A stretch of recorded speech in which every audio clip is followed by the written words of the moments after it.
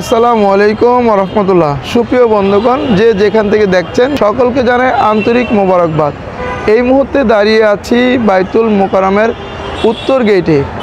আগামীকাল 11 তারিখ রোজ শুক্রবার সাসিনা পীর সাহেব হুজুরের আহ্বানে ইসরায়েলি বর্বরতা ফিলিস্তিনিতে গাজা এবং রাফাতে যেই রকম অত্যাচার চলছে এবং রাফার সীমান্ত মাটির সাথে মিশিয়ে দিয়েছে, প্রতিবাদে আগামীকাল শুক্রবার জুমার নামাজের পর এই উত্তর গেটে বাইতুল মোকাররমের এই উত্তর গেটে এক বিশাল প্রতিবাদ সমাবেশ করা হবে।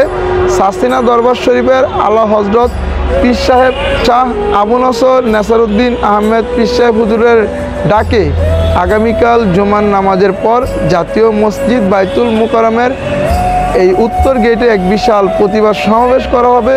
প্রত্যেকটা মুসলমানের হৃদয়ে রক্তক্ষরণ হচ্ছে, সেই রক্তক্ষরণের হয়তো বা কিছুটা অংশীদার আমরা এই প্রতিবাদ সমাবেশ থেকে অংশগ্রহণ করব।